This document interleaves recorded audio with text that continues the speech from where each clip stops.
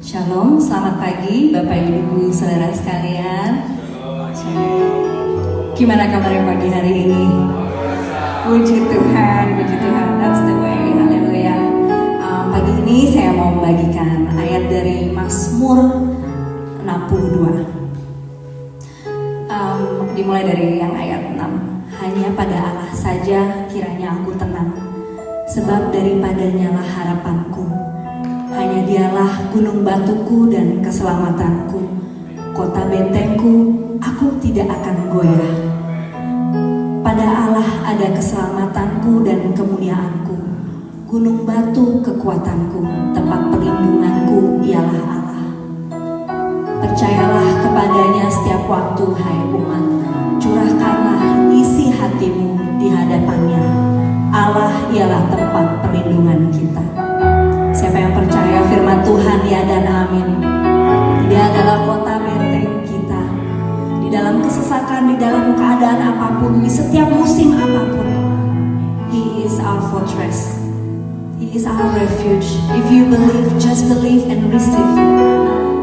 Teriak kepadanya apapun yang kita rasakan. Mungkin kita merasa kesesakan atau apapun itu, just give it all to Him. Dia yang akan take care semuanya. Walaupun kita mengangkat tangan, Dia akan turun tangan. Amin. Mari kita awali dengan doa. Bapa Roh Kudus, terima kasih Tuhan untuk pagi hari ini. Pagi yang indah ini, hari baru Tuhan yang kami boleh nikmati. Semua karena kemurahan-Mu Tuhan. Bapa, kami berkumpul di sini, kami bersatu hati hendak memuji memuliakan nama-Mu Tuhan. Kami hendak dengar-dengaran akan firman-Mu, kumpul bersama saudara seiman kami. Kau urapi setiap daripada kami Tuhan. Kami datang dengan kerinduan hati kami Bapa. Roh Kudus, Kau yang urapi Tuhan. Kau urapi tempat kami, tempat ini Tuhan. Setiap hati kami setia daripada apapun Tuhan. Ya Kau yang berkuasa. Thank you Jesus. Kau Allah yang baik. Haleluya. Roh Kudus, Kau hadir di sini, mengalir dalam pujian kami, berhembuslah berkat-Nya. Roh Kudus, nyatakanlah secara. Roh Kudus, Kau hadir di sini. Roh Kudus, Kau hadir di sini, mengalir dalam pujian kami.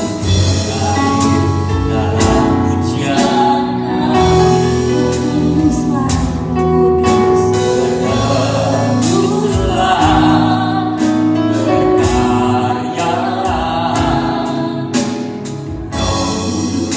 nyatakanlah sekarang. Roh Kudus, peduli. Roh Yesus, urapi. Jawablah setiap hati kami. Mengalirlah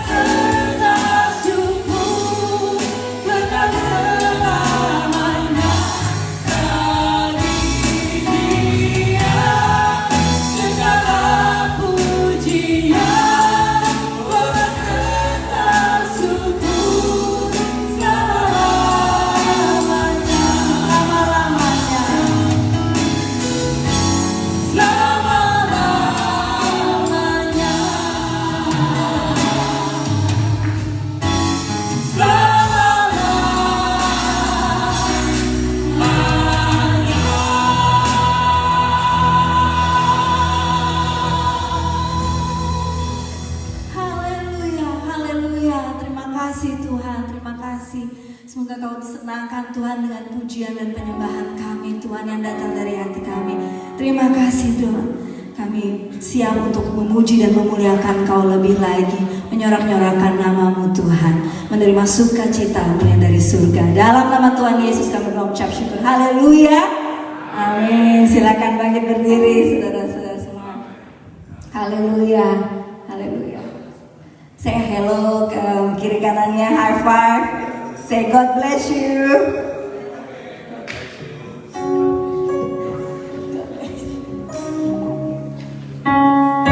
Oke.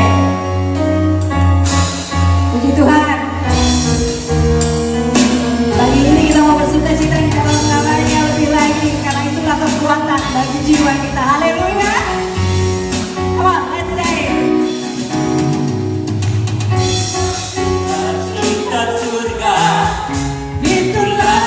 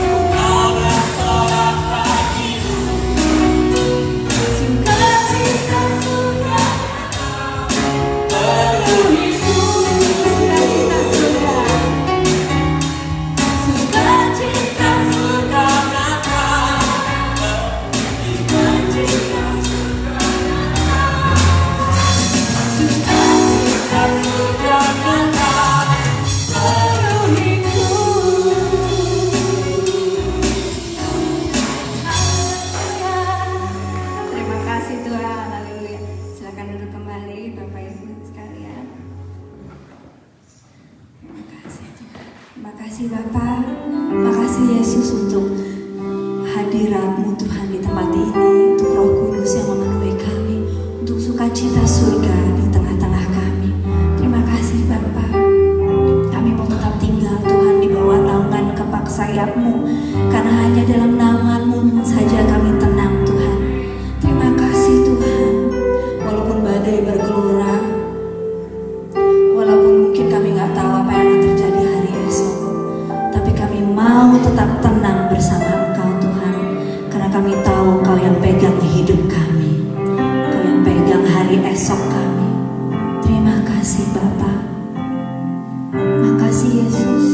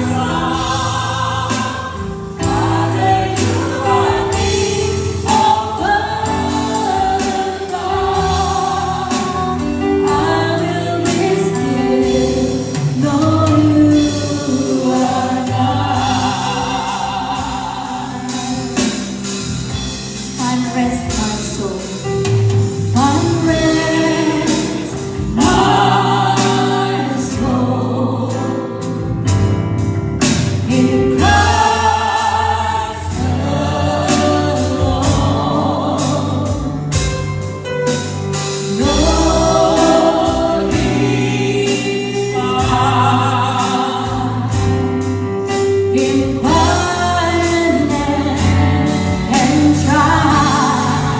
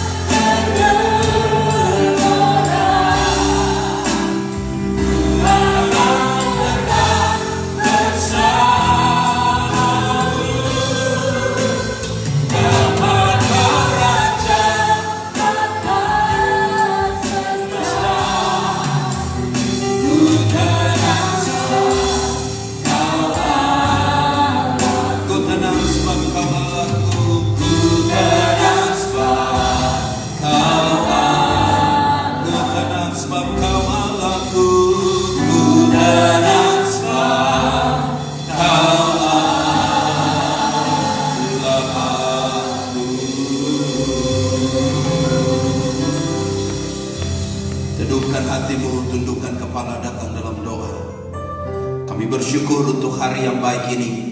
Di minggu yang keempat Tuhan bawa kami kembali. Di rumah Tuhan selalu kami percaya rumah Tuhan adalah rumah roti, rumah berkat, di mana Tuhan hadir dan kuasa-Mu. Sehingga kami yang datang hari ini, kami pastikan kami pulang tidak sama lagi. Ada penghiburan surgawi, ada kekuatan surgawi, ada mujizat kalau kami percaya, ada doa-doa yang didengar. Sehingga kami yakin, kami pulang, kami dapat bercerita, sungguh Tuhan hadir di tengah-tengah kami. Bapa yang baik, sapa kami dengan sabda itu, karena kami menyadari manusia terdiri daripada dua bahagian, satu tubuh jasmani, satu tubuh rohani. Kami membutuhkan firman-Mu untuk makanan bagi setiap rohani kami. Karena manusia tidak hanya hidup dari roti nasi saja, tapi manusia juga hidup dari setiap firman Tuhan. Beri kami firman itu, supaya kami hidup bukan hanya hidup yang bernafas, tapi hidup yang menghidupi kehidupan yang ada dalam Tuhan. Perapi hamba-Mu, sembunyikan dia di balik salib-Mu. Beri kami telinga yang rohani yang cerdas, sehingga apa yang kami dengar sungguh kami cerna dengan baik, dan kami pulang diberkati bukan saja jasmani, tapi diberkati juga rohani kami. Berfirman, berkata-kata Bapa, sebab kami anak-anak-Mu siap mendengarkan. Bapa bersabda dalam nama Tuhan Yesus. Semua kata yang percaya bersama katakan amin. Kita beri tepuk tangan yang baik buat Tuhan kita. Silahkan duduk Bapak Ibu Saudara sekalian yang dikasihi dan diberkati oleh Tuhan. Salam sejahtera buat semua kita. Shalom. Puji Tuhan, senang dan sukacita dapat berjumpa kembali dengan Bapak Ibu di ibadah minggu seperti ini. Selalu hati kita senang karena di rumah Tuhan ada kegembiraan, ada sukacita, dan bertahtalah Tuhan di atas setiap pujian umatnya. Mari ambil tempat duduk yang baik. Terima kasih untuk tim Praise and Worship yang telah mengambil bagian dalam pelayanan yang indah ini. Kita beri dulu tepuk tangan yang baik sekali lagi buat Tuhan kita yang luar biasa. Bapak Ibu Saudara sekalian yang dikasihi Tuhan, ada berapa orang dari antara Bapak Ibu yang datang hari ini menggunakan tol?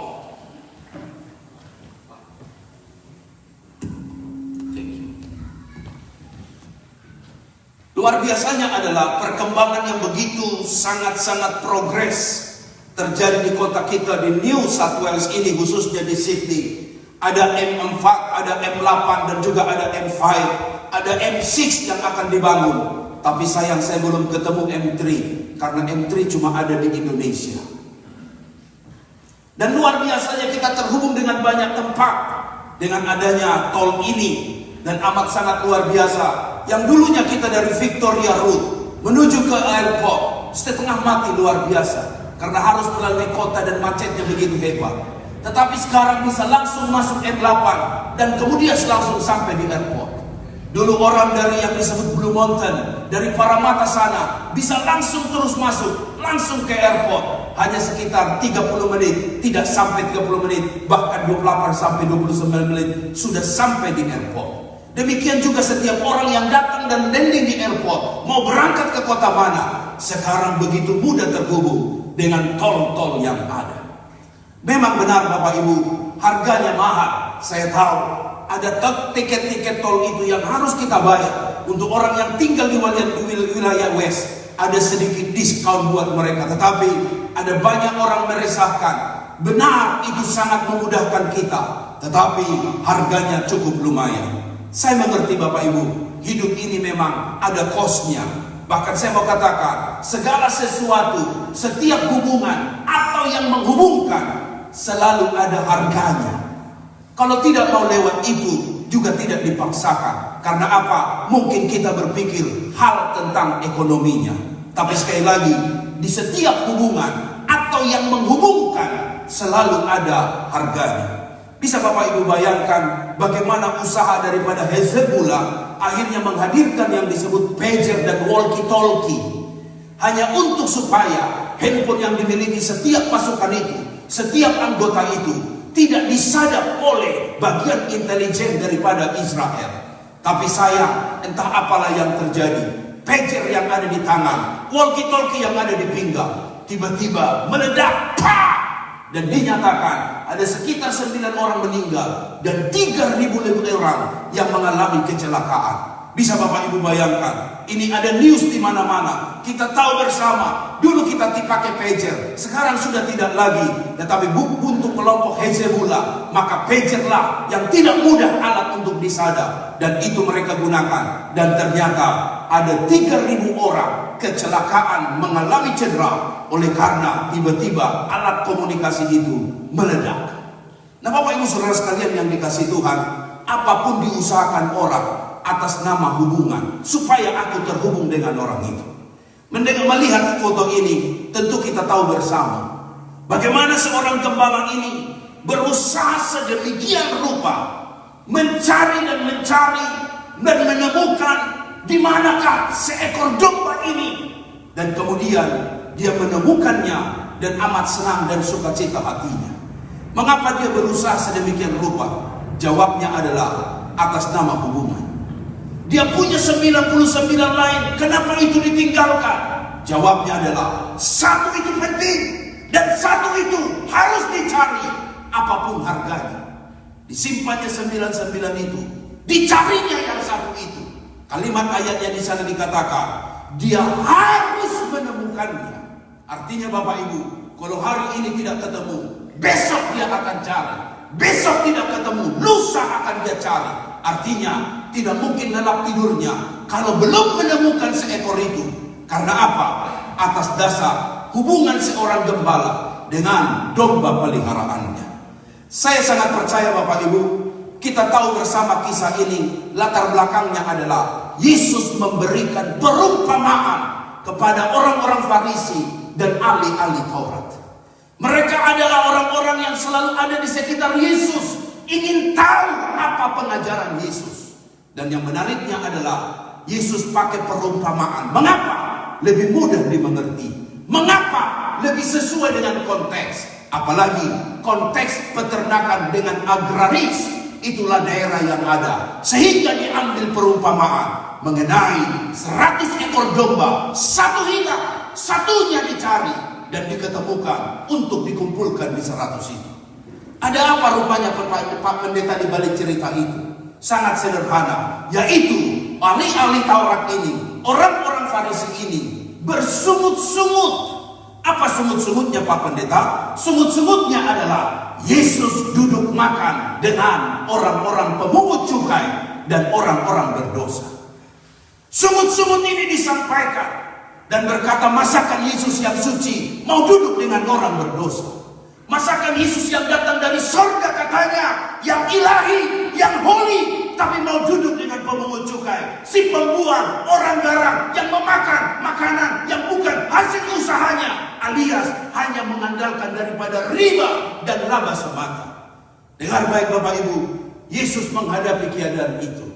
Tetapi Yesus tidak mundur, Yesus mengajari mereka dan menjelaskan mengenai perumpamaan ini pada mereka. Bahwa sekalipun mereka orang berdosa, anggaplah mereka seperti seekor domba itu. Tapi seekor domba itu juga penting untuk bagi seorang gembala dan akan dicari serta diselamatkan. Seolah Yesus mau bilang begini, hai ahli-ahli Taurat, kamu ini kan orang-orang beragama, kamu tahu mana yang baik, mana yang tidak baik. Tetapi seringkali orang beragama pada faktanya berbeda dengan orang yang bertuhan. Orang punya agama belum tentu punya Tuhan. Karena orang yang beragama seringkali munafik. Orang yang beragama seringkali cari kesalahan. Orang yang beragama seringkali hanya membenarkan diri dan bukan cari kebenaran Tuhan. Olehnya Bapak Ibu, kita ada di keadaan itu. Sehingga sebuah ungkapan artikel bilang begini, mengapa di gereja sekarang banyak orang-orang yang munafik? Yang lain bukan dicakap di depan, lain cakap di belakang. Dan itu fenomena yang sudah ada di banyak tempat. Kalau di gereja bukan main seperti malaikat. Tapi ketika keluar dari gereja, bagaikan hantu di siang bolong. Oh, genderuwo, marahnya bukan main marahnya. Kalau garangnya bukan main garangnya. Dan tidak bisa dibedakan, ini orang Kristen kah atau bukan. Ini fakta yang ada Bapak Ibu. Orang beragama berbeda dengan orang yang bertuhan. Makanya kekristenan tidak diletakkan pada agama, tapi kekristenan diletakkan kepada the way of life. Katakan amin.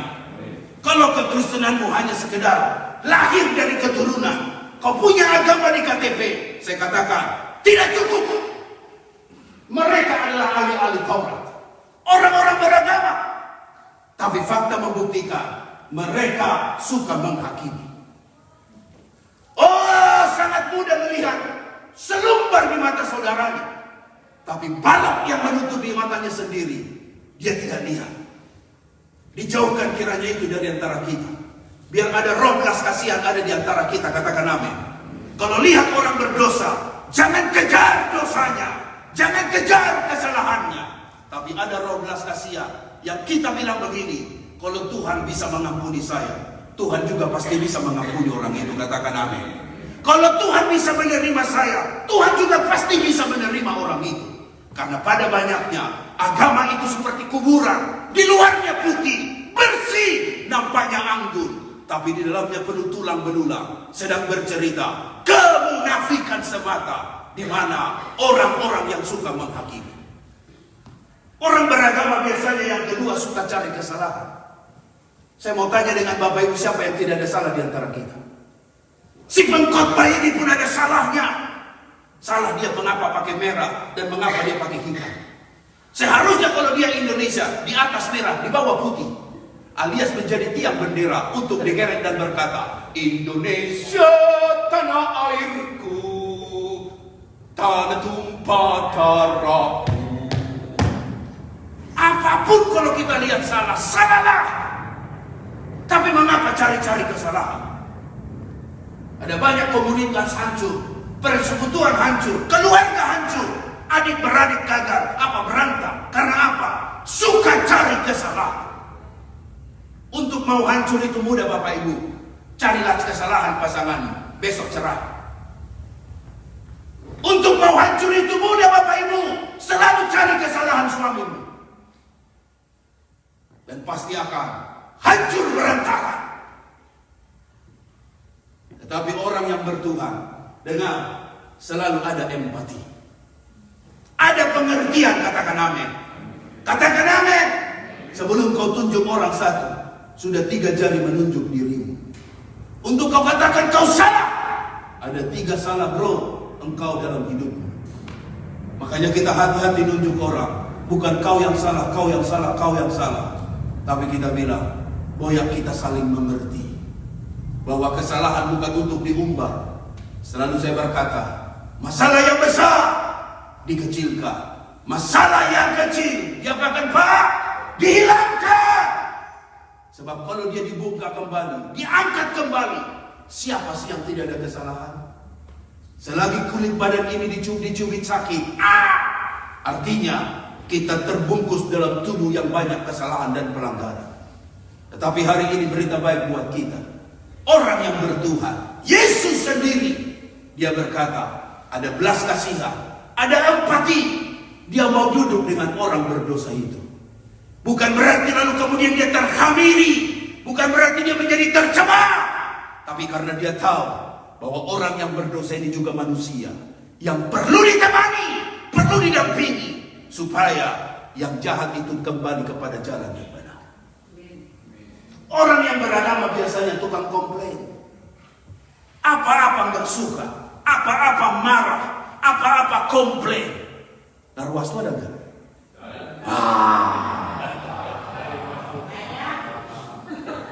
Apa-apa marah, apa-apa komplain. Dengar bro, coba jujur pakai dulu kasut kita. Pakai dulu sepatu temanmu, baru kau tahu.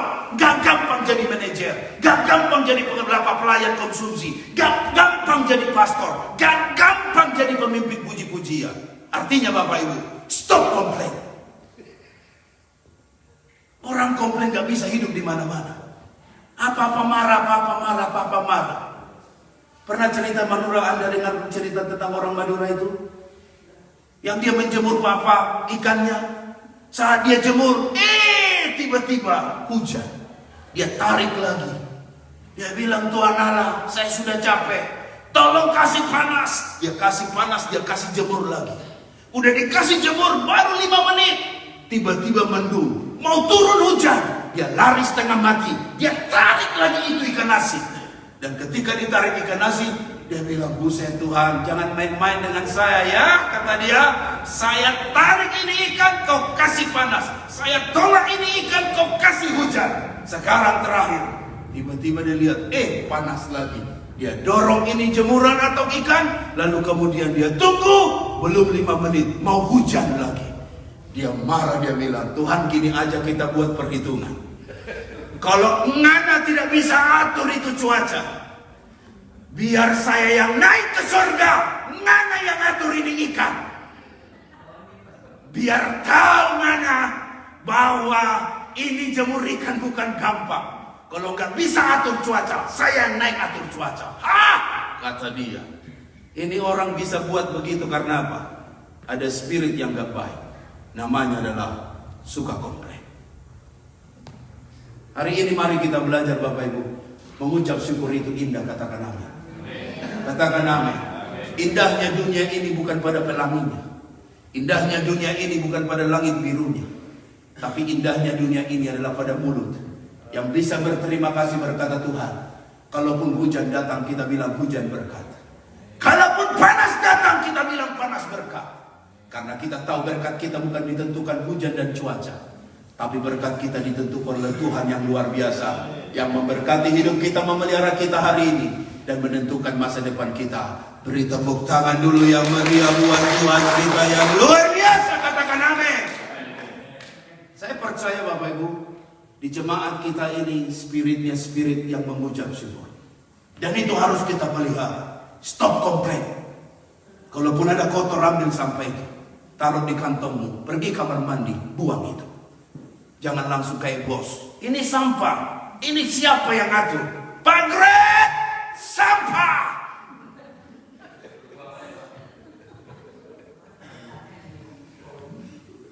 Sini tidak ada itu.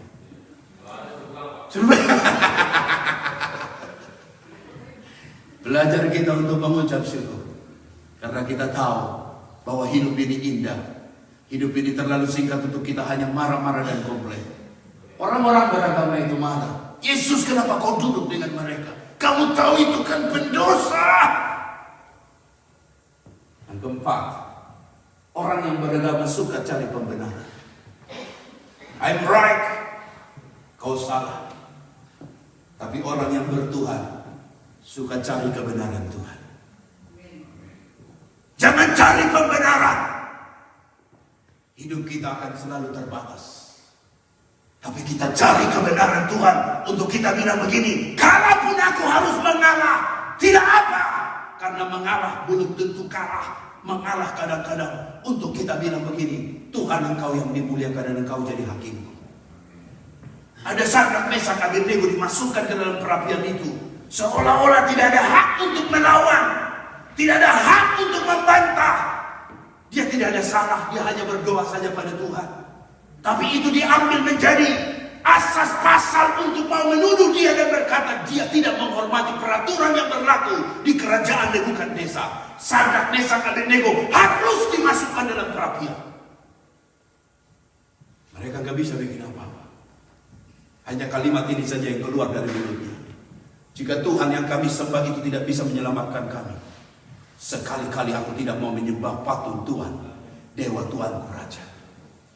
Seandainya dia selamatkan pun puji Tuhan, tapi seandainya tidak, biar kami mati bersama-sama di dalam iman, percaya bahwa Tuhan itu adalah Tuhan yang layak disembah dan bukan patung dewa buatan Tuhanku Raja. Ternyata Tuhan bela mereka. Di perapian itu tidak sanggup, api itu membakar tubuhnya. Mengapa Pak Pendeta? Karena ada Tuhan di sana, sang kebenaran, yang melindungi, yang menjagai, memprotek, dan api sedikit pun tidak membakar sehelai rambut. Dilihat oleh raja dan disaksikan. 3 yang dimasukkan Sadrak, Mesak, Abednego. Ternyata bukan 3 di dalam pemandangannya. Ada seorang malaikat Tuhan pribadi yang luar biasa yang melindungi. Sekali lagi, sekalipun mungkin engkau dipersalahkan, engkau tidak ada hak untuk membantah. Engkau berpikir dari manakah datang pembelaan. Bosmu tidak bisa bela kamu. Temanmu sendiri jadi saksi pun dia menjaga zona nyamannya. Tapi dengar baik, Ada Tuhan kita yang bisa membela kita, yang melihat yang manusia tidak bisa melihat. Dan dia ada yang pasti akan membela, bahwa orang benarnya akan dipelihara oleh Tuhan. Katakan amin. Beri tepuk tangan dulu yang meriah buat Tuhan kita yang luar biasa. Hiduplah bukan hanya beragama, tapi hiduplah bertuhan. Kalau kau beragama, kau akan munafik. Kalau kau beragama, kau akan cari pembenaran. Tapi kalau kau bertuhan, artinya kau hanya memikirkan hanya Tuhan dan Tuhan saja yang layak dimuliakan dan ditinggikan. Haleluya. Amin. Amin. Bapak Ibu, siapakah di antara kamu yang mempunyai seekor domba? Sedang bicara apa? Bicara hubungan. Apa ada apa di sana, Pak Pendeta? Karena Yesus datang. Karena hubunganlah dia datang dan mati buat kita. Sedang bercerita pada kita, orang beragama nggak ngerti hubungan, selalu jadi fanatik. Kita benci dengan orang fanatik. Betul Bapak Ibu? Dan suka kita kok jadi agama dibuat hal yang untuk fanatik. Komitmen setia itu kita tahu. Tetapi kalau orang sudah jadi fanatik, merasa diri benar, itu yang membuat hubungan bisa renggang. Tapi dengan Yesus datang atas nama hubungan. Dan saya mau katakan pada Bapak Ibu, Roh Yohanes 3 ayat 16 ini, karena begitu besar kasih Tuhan itu, kasih yang hebat itu, sehingga dia tidak biarkan kita binasa, yang percaya akan boleh hidup yang kekal selama-lamanya. Inti salib, inti Kristen namanya hubungan. Dan hubungan itu diikat oleh janji New Testament dan Old Testament. Dan itulah Alkitab kita. Sedang cerita apa kepada kita, Pak Pendeta? Si gembala itu menemukan seekor domba itu. Ditaruhnya di atas bahunya. Dia bersuka cita. Sampai dia bilang, bikinkan pesta. Karena domba yang satu ini sudah kutemukan. Ini sedang berbicara kepada kita poin yang sangat penting. Apa itu?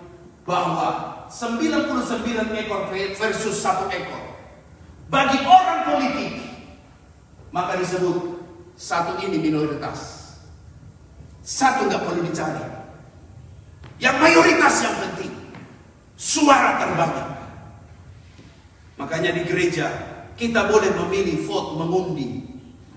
Pemilu bisa kita adakan. Tapi dengar, gereja tidak boleh berpolitik. Katakan amin. Gereja tidak boleh ada blok. Gereja tidak hanya ada blok orang Cina saja, orang Jawa saja, orang Batak saja, orang Timur saja. Gereja adalah harus seperti sorga adanya. Semua kaum harus ada di dalamnya. Katakan amin. Tidak kita bisa membela hanya kelompok tertentu saja, suara tertentu saja. Dijauhkan kiranya itu dari narwastu. Karena narwastu adalah di mana kita datang di sini mempermuliakan nama Tuhan. Dan semua kaum, semua suku bangsa Tuhan cintai. Katakan amin. Beri tepuk tangan dulu yang meriah buat Tuhan kita yang luar biasa. Yang berkata Horas dicintai Tuhan. Yang berkata Ngana dicintai oleh Tuhan. Yang berkata Ora Opo-Opo dicintai oleh Tuhan. Yang berkata Shem diberkati oleh Tuhan. Semua suku bangsa diberkati oleh Tuhan. Dan gereja tidak kita boleh blok. Katakan amin. Gereja boleh memilih, mengundi, vote. Tapi gereja tidak boleh berpolitik. Yang kedua, kalau secara ekonomis mencari satu itu, biaya, kos terlalu tinggi. Makanya gereja tidak boleh hanya memikirkan untung dan rugi. Gereja betul ada aturannya, ada EBN-nya, ada account-nya, ada persembahannya. Tapi dengar, gereja tidak didesain untuk cari untung rugi. Karena ini adalah hak rohani. Kalau hak rohani hanyalah untuk menyenangkan nama Tuhan. Katakan amin. Kalau untung puji Tuhan, kalau rugi puji Tuhan. Tapi dengar, pendetamu ini tidak setuju bangun gereja hanya cari untung, cuan. Banyak kos mau cari yang satu ini. Biarin aja dah. Jangan-jangan pun dombanya udah cacat. Belekan lagi. Tinggalin aja. Tapi Tuhan bilang, tidak. Cari. apapun kosnya. Yang ketiga, secara psikologis, mungkin ada kepribadian domba ini mudah sesat. Biarin aja dia. Domba itu kan dikenal dengan bodoh, punya senjata nggak bisa lawan. Ada tanduknya tapi bukan tanduk kambing. Tanduk kambing dia bisa seruduk musuh, tapi tanduk domba hanya seperti pelengkap semata. Tahukah Bapak Ibu, mengapa diibaratkan orang Kristen itu seperti domba? Kekuatan domba itu, tahu Bapak Ibu, hanya kalau dia bersama gembalanya. Dia lewat dari gembalanya, sesat. Karena yang gembalanya yang pegang tongkat, sehingga binatang buas, serigala, harimau dikejar bukan oleh domba, tapi dikejar si gembala itu. Sedang cerita pada kita sederhana, kalau Mazmur 23 dituliskan betapa hebat oleh Mazmur Raja Daud itu, sedang bilang begini, di luar aku kamu tidak bisa hidup, kata Tuhan. Tanpa Tuhan engkau akan menjadi sasaran binatang buas. Makanya setiap waktu selalu bilang, apapun terjadi hari Minggu cari Tuhan. Untuk saya bilang gini, kamu tidak bisa hidup tanpa Tuhan. Tidak bisa hidup. Saya masih bisa bernapas, Pak. Bisa bernapas, tapi tambal ban pun ada nafasnya. Untuk mau cerita buat kita, bukan hanya hidup sekedar hidup, tapi kalau mau kau mengalami hidup yang sesuai firman dan diberkati Tuhan, ingat baik, kau tidak bisa hidup tanpa Tuhan. Louis Pascal bilang dalam teorinya, ada satu hal yang kosong di dalam hati manusia, dan hanya bisa diisi oleh Tuhan. Kau tidak bisa isi dengan harta benda Hermes, gak bisa diisi dengan Christian Dior, gak bisa diisi dengan emas, gak bisa diisi dengan berlian, gak bisa diisi dengan entertainment dan kesenangan. Hanya bisa diisi oleh Tuhan. Itulah di sini. Berarti dengar baik Bapak Ibu, hari ini saya mau katakan, Tuhan kita gembala yang baik. Untuk kau aman dan berlindung dalamnya, pastikan di sanalah jaminan yang pasti untuk setiap hidup kita. Itulah Tuhan kita. Mungkin orang ini bilang secara psikologis, nyala sendiri kok. Dia sendiri yang tersesat. Kalau dia lari, biar aja lari. Kalau dia mati, biar aja mati. Tuh kita masih ada 99. I agree with you. Tapi bukan biblical perspektif. Biblical perspektif adalah, bicara adalah cari yang satu itu. Cari yang satu itu, apapun biayanya. Cari yang satu itu. Temukan dia. Karena apa? Karena satu orang berdosa yang bertobat, maka sukacita sorgawi itu akan dirasakan semua. Satu orang bertobat.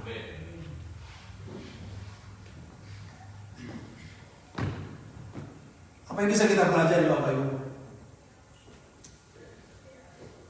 Ternyata meja makan menjadi tempat yang strategis untuk membina hubungan. Yesus pakai pola itu. Dia bicara di meja makan.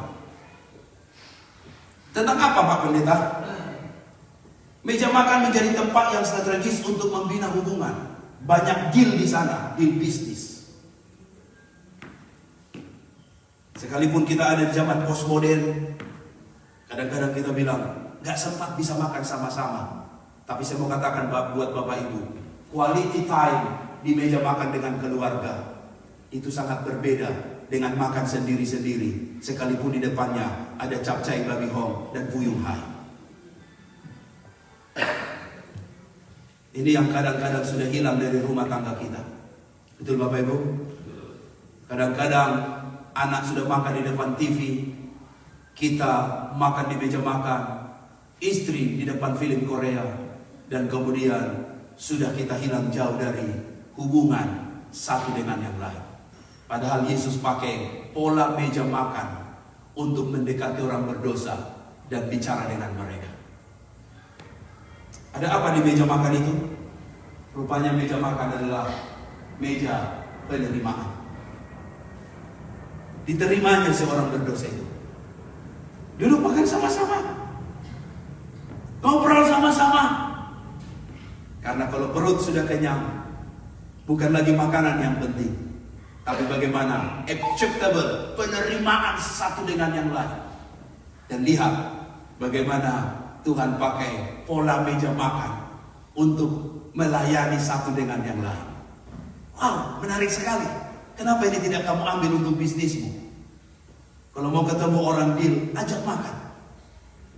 Betul Bapak Ibu? Seringkali saya punya pemuritan, ajak makan. Sebab biasanya kalau orang sudah buka mulut, masuk makanan, perut kenyang, bisnis pun bisa deal. Karena apa? Meja makan punya cerita. Mari kembali bina hubungan keluarga kita. Sekalipun cuma tinggal suami istri, tapi bisa makan berdua bersama. Amin Bapak Ibu. Amin Bapak Ibu. Jangan makan sendiri-sendiri saja, seolah-olah dunia ini begitu sepi. Saya kadang-kadang bilang sama istri, yuk kita buat room kamar meja ini tempat kita makan sama-sama. Kita buat, tapi gagal lagi karena semua barang numpuk di atas meja. Semua numpuk di atas meja. Tapi yang namanya memperbaharui komitmen kan selalu kami buat. Setiap pindah rumah kita bilang, meja makan ini gak boleh siapa-siapa di sini duduk selain hanya kita makan. Gak bisa di sini ada kantong kaleng biskuit, kaleng regal. Gak mungkin di sini ada buah yang banyak. Jangan ada sampah.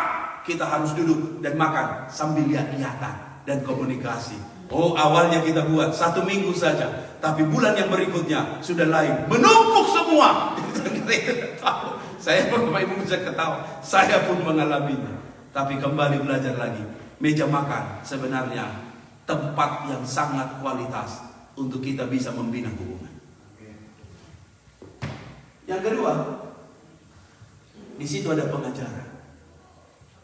Kalau orang diajar di meja makan, wah luar biasa. Bapak Ibu, kalau Anda mau nasihati anak Bapak Ibu, nasihati di meja makan. Nasihati di meja makan. Kalau nasihatin di telepon, yes, I know that. Kita berantem darah tinggi, marah-marah. Tapi kalau di meja makan, habis ngomong, makanan, masakan papi, masakan mami, di situ kita mulai bilang, nah, kamu tahu nggak? Saya mengasihi kamu. Di situ bisa ada air mata, karena meja makan selalu bicara tentang meja kejujuran. Bapak Ibu, semua dimulai dari pengajaran. Yesus Tuhan itu suka mengajar. Katakan mengajar. Katakan mengajar. Sampai di dalam buku Hosea dikatakan, umatku binasa karena tidak berpengetahuan. Binasa bukan karena tidak ada uang. Binasa bukan karena tidak ada harta. Binasa bukan karena perut lapar. Tapi binasa karena bangsa Israel membenci pengajaran. Saya sangat setuju Bapak Ibu, gereja harus kembali kepada pengajaran.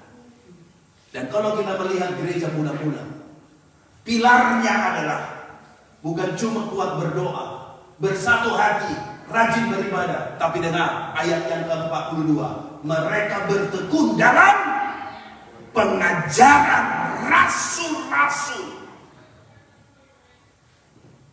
Saya sangat percaya gereja kita setiap minggu diajar. Kenapa Pak Pendeta? Kalau manusia tidak diajar, jadi apa? Kurang ajar. Makanya kita harus belajar. Belajar bukan hanya bicara kuliah, bicara buku, tapi belajar juga dalam semua kehidupan. Dan di khotbah ini, saya banyak mengajar pada Bapak Ibu tentang kehidupan dan kebenaran. Kita beri tepuk tangan dulu yang meriah buat Tuhan kita yang hebat luar biasa itu. Olehnya gereja mula-mula sampai sekarang teruslah hidup dalam pengajaran. Dan terakhir, bahwa meja makan selalu bicara tentang pertobatan. Yesus berbicara kepada orang pemungut cukai itu. Setelah mereka merasa diterima, diajar mereka, tiba-tiba bisa Zakheus bilang begini, kalau ada yang saya tipu, saya akan bayar balik. Kalau ada yang saya bohongin, saya akan ganti 4 kali lipat. Itu di mana itu? Di meja makan. Sekali lagi, meja makan tidak selalu bicara tentang apa makanan di sana. Tapi ada esensi yang lebih penting dari makanan, yaitu hubungan. Katakan hubungan. Katakan hubungan. Sebuah buku saya baca bilang begini, untuk kamu tahu seseorang itu rendah hati atau tidak, lihat dia waktu di meja makan. Pernah ketemu orang waktu order pesan di meja makan, oh marah-marah terus. Cili, cili, cili, cili, cili, cili, cili. Saya tahu kamu itu memang dari Chile. Do you know Chile? Dari Chili. Tapi jangan begitu dong. Masa hanya masalah sambal aja kok. Chili, chili, cut chili, fresh chili, soya sauce. Oh my. Meja makan jadi ujian. Saya selalu bilang kepada diri saya, jangan gara-gara $10 kamu hilang damai sejahtera di meja makan. Saya bilang ke diri saya, kalau makanan itu tidak enak, sudah tinggalkan, salam, bilang dengan dia, Alfa Omega. Artinya apa? Apa artinya? Iya.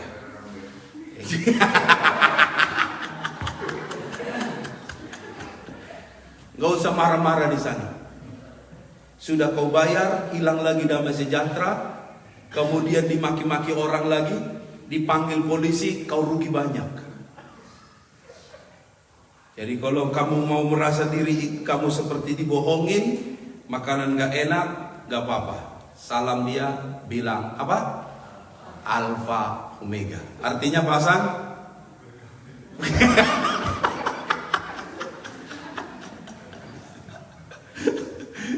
Artinya adalah terima kasih dan awal dan akhir. Selesai. Kau usah marah-marah. Kau usah maki-maki chefnya. You know, huh? You don't know me. Me don't know you. Rugi. Udah bayar, marah-marah, kemudian apa? Dia makin lagi kamu. Udah itu apa? Kamu gak peduli dengan respek sekitarmu. Dan baru pulang lagi dari kebaktian Narwastu.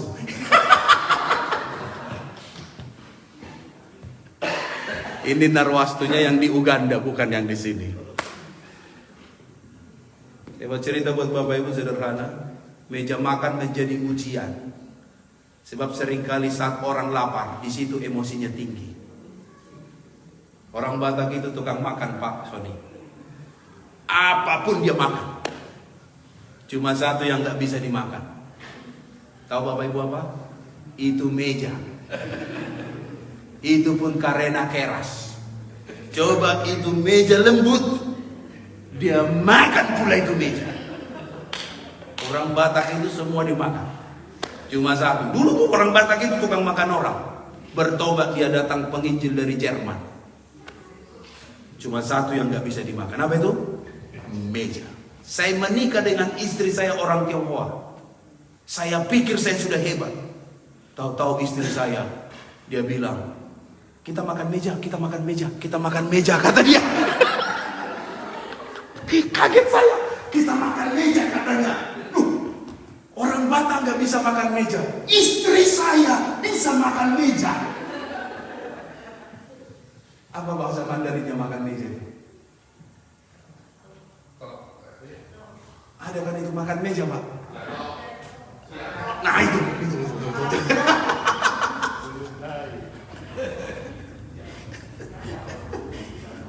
Hebat kan? Jadi makanya saya sama istri saya tukang makan. Saya nggak bisa makan meja, dia yang bisa makan meja. Jadi Bapak Ibu, meja makan itu meja hubungan. Makanya Narwastu itu tahu Bapak Ibu ada dua kekuatan gereja Narwastu. Saya mau cerita sama Bapak Ibu. Tidak ada gereja yang sempurna. Yang setuju dengan saya katakan amin. Amin. Kalau Anda merasa diri ini sempurna, merasa gereja ini sempurna, Anda salah. Tidak ada gereja yang sempurna. Yang setuju dengan saya katakan amin. Tidak ada gereja yang sempurna. Kok bisa begitu Pak Pendeta? Betul. Karena yang menggembalakannya masih manusia. Sebenarnya gereja itu sempurna awalnya. Tapi ketika kamu masuk, jadi tidak sempurna. Mengerti maksud saya? Mengerti maksud saya? Sebenarnya awalnya gereja itu sempurna, baik. Tapi ketika kau masuk, gereja itu jadi tidak sempurna. Tapi saya mau bilang begini, ada dua kekuatan gereja Narwastu. Saya tahu gereja ini gak sempurna, I know. Dua kekuatan gereja Narwastu. Pasti Mas Deka tahu itu. Yang pertama adalah firman Tuhan. Saya kalau khotbah, Anda mau setuju atau enggak setuju, tetap di atas 30 menit. Saya mau pastikan Anda tidak mengantuk. Kalaupun Anda mengantuk, saya akan buat kakinya begini. Ada.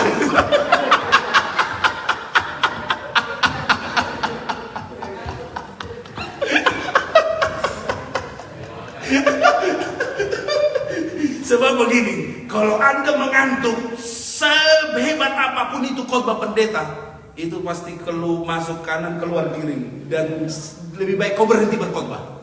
Lebih baik kau berhenti berkhotbah karena jemaatmu sudah begini. Amin. Amin. Amin. Sudah begitu jemaat, lebih baik kau berhenti berkhotbah. Saya nasihatkan ini, berhenti kau berkhotbah. Karena apa? Karena jemaatmu sudah mengamenkan khotbahmu. Amin. Amin. Apalagi kalau amin ini disertai ada kidung jemaat.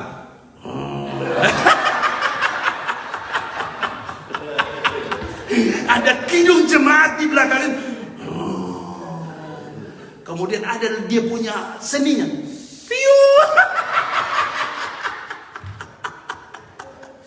Piu. Itu yang ketiga. Semakin dia dalam, pasti gigi akan bunyi.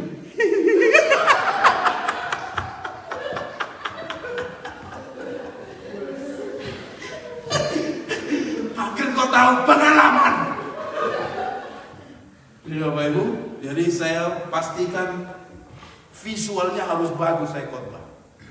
Audionya mantap, karena manusia harus dipenuhi dua kebutuhan, audio dan visual.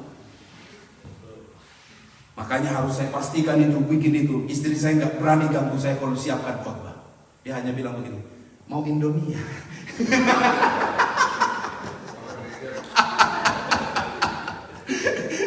Dan istri saya sangat pintar masakan Nusantara. Mau masak apa itu? Oh, Padang, oh dia bisa. Padang dia bisa. Oh, apa dari Aceh, mie Aceh itu dia bisa. Istri saya paling pintar itu. Malatang dia bisa. Sebut saja yang lain semua Nusantara. Pak Toto sebut semua Nusantara. Istri saya bisa masak. Bisa dia bisa. Dari Manado. Oh dia bisa. Soto Betawi dia bisa. Soto Betawi bisa. Apalagi RW bisa. Ibu Evi sebut saja satu masakan dari Nusantara. Istri saya paling bisa. Semua dia bisa. Semua dalam bentuk Indomie.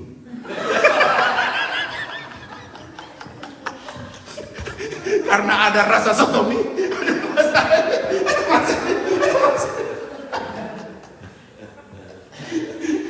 Itu cerita dulu lah. Sebab kalau khotbah ini terlalu tegang, Anda kalau dia mengantuknya ke depan selamat, kalau dia ke belakang, aduh bahaya itu, bahaya itu, bahaya itu.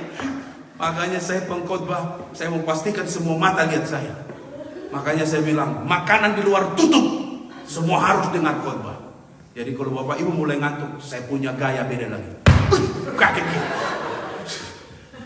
Kadang-kadang saya tahu dia ngantuk, saya pergi ke situ. Dia langsung begini, matanya. Wah, karena suara saya lebih keras dari dia. Sebab saya pakai dia jadi alat peraga. Habis dia beres, di sana mengantuk lagi, saya akan lari ke sana. Saya akan lari. Kalau lari dia masih mengantuk, saya akan pakai gaya ini.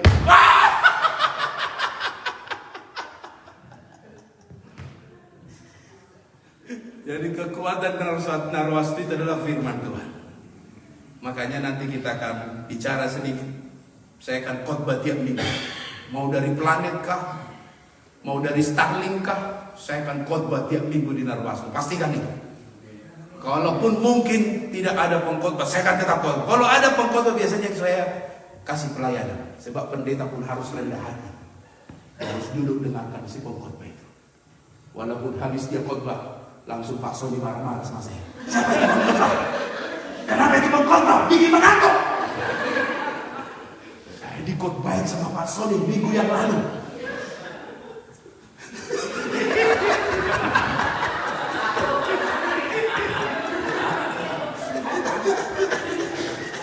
Dia sekolah Alkitab di mana? Buset, saya mau jawab apa? Saya pun belum kenal ini orang. Saya kenalnya pun dari teman kepada teman. Itu khotbah mengantuk. Oh Tuhan, tolong saya. Jadi saya mau pastikan tiap minggu saya khotbah. Kalaupun ada pengkhotbah lain, itu satu bentuk penghargaan pelayanan. Pengkhotbah itu harus duduk dengar. Gak boleh main HP. Cek berkati atau tidak. Kalaupun mungkin khotbahnya gak bagus, harus belajar rendah hati. Gak boleh selalu bilang aku khotbahnya bagus. Itu orang sombong. Sebab kepintaran kita bukan dari meja teologi, meja S3. Tapi kalau tidak Roh Kudus mengurapi, we are nothing. Olehnya Bapak Ibu, dengan kekuatan Narwasti itu yang pertama adalah firman Tuhan. Katakan firman Tuhan. Katakan firman Tuhan. Dan kalau ada firman Tuhan, Tuhan akan narik orang. Karena di gereja di zaman sekarang banyak khotbah hanya motivasi. Untuk lebih dalam, kadang tidak ada kemampuan. Makanya saya mau belajar dan belajar. Kalau saya mau pindah rumah, biasanya yang paling banyak mau dipindahkan bukunya. Karena bukunya bisa sampai 5 lemari. 5 lemari. Istri saya bilang, kok banyak bukunya? Gara-gara buku inilah dibaca, makanya bisa khotbah.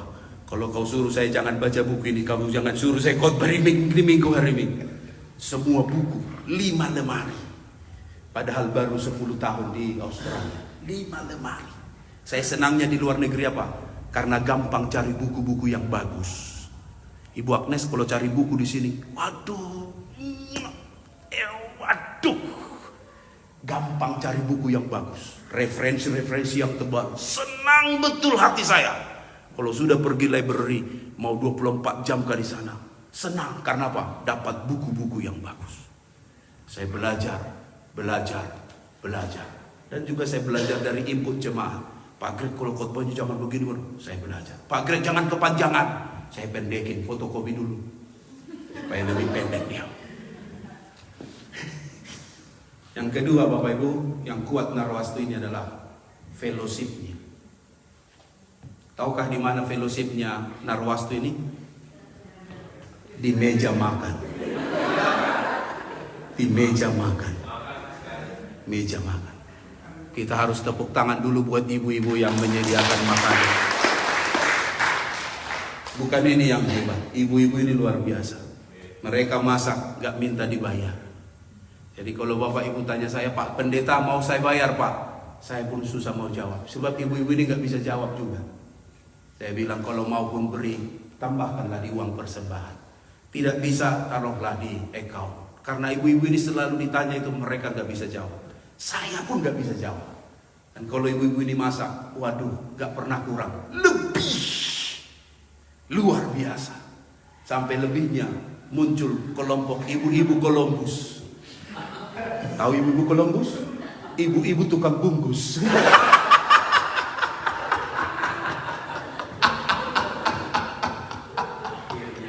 Akhirnya terbongkar juga. Ibu-ibu Columbus, dia sudah pakai plastik itu. Usahakan pembungkusnya plastik hitam supaya jangan kelihatan. Ada 2 kue di dalamnya. Yang dimakan sudah 3, dibungkus pula 2. Wah, 5 untuk seorang saja. Dan hari ini kita ada pesta yang hebat. Saya baru dapat berita dari Elon Musk, Starlink. Hari ini kita akan makan sop buntut. Terima kasih yang tepuk tangan, yang nggak tepuk tangan tolong dicatat.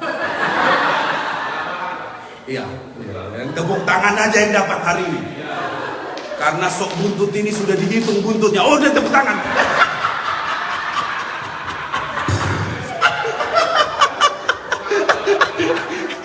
Sudah tepuk tangan mereka Pak Jimmy, pastikan.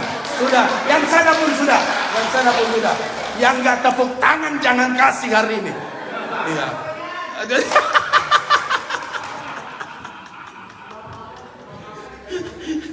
Ini sop buntut sudah disediakan 2000 tahun yang lalu. 2000 tahun yang lalu. Dan ini, wah, mau cari buntutnya ini aja susahnya setengah mati.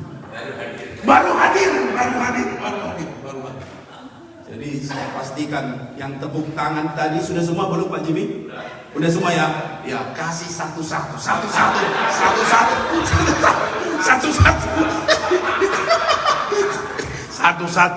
Satu-satu itu pembukaan. Hah? Buntutnya besar. Saya bingung ini buntut apa sih begini Pak Tony? Buntut apa sih sebesar ini? Ada tempat rahasia sebesar ini. Wah.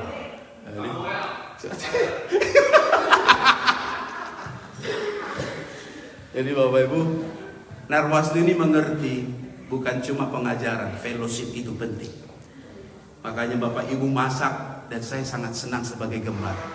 Bapak Ibu bawa, kadang-kadang sampai miring-miring. Saya senang sekali bahwa pelayanan ini tidak dikerjakan satu orang. Kita kerja sama-sama. Saya kasih makanan rohani, Anda kasih makanan jasmani. Pulang jemaah kenyang sampai miring-miring juga. Kok miring Pak? Berkat jasmaninya masuk, berkat rohaninya juga masuk. Jadi Bapak Ibu, dua ini jaga Narwastu. Dua ini jaga. Ciri kita, trademark kita dua ini.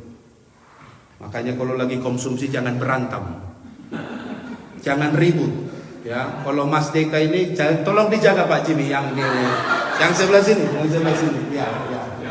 Bisa 3 kue ulang tahun, 3-3-nya dia ambil itu kue. Tapi Pak Pendeta kan yang ajar, ucapkan 3 kali selamat ulang tahun.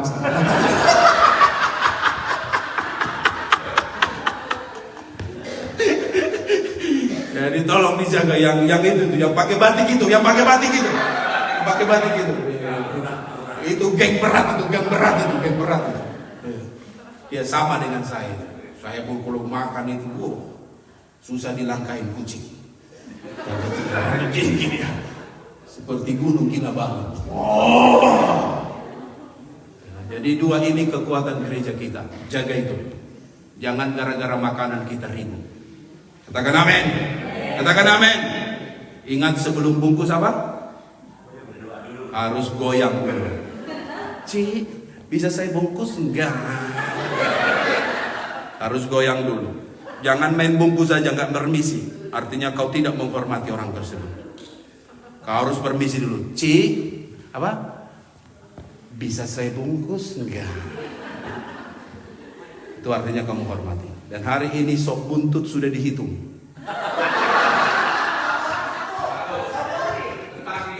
Tentang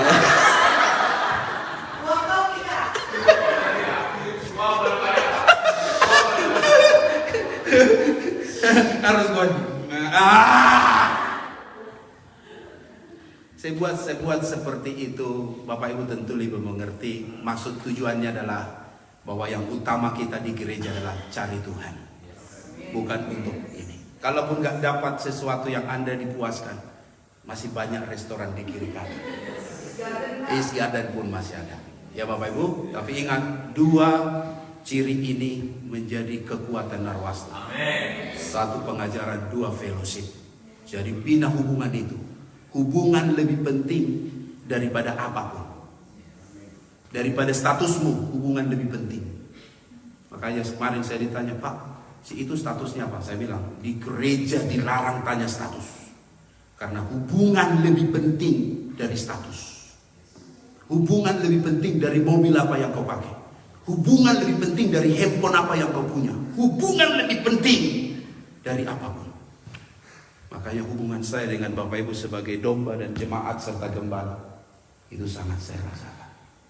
Saya senang kalau khotbah gak merasa terbebani. Makanya kita akan terus maju. Apapun nanti pengumuman habis ibadah ini, kita tetap solid dan kuat. Amin. Amin. Saya tahu ada langkah besar, Roma 8:28 mendatangkan kebaikan. Tapi saya yakin hubungan kita tidak dibatasi oleh apapun. Hubungan lebih penting. Karena Yesus datang atas nama hubungan. Gereja Narwastu tetap jalan. Kita solid di sini. Amin. Ya, beri tepuk tangan yang baik. Saya tidak sambung lagi. Kita bangkit berdiri. Kita naikkan pujian kita kepada Tuhan. Haleluya.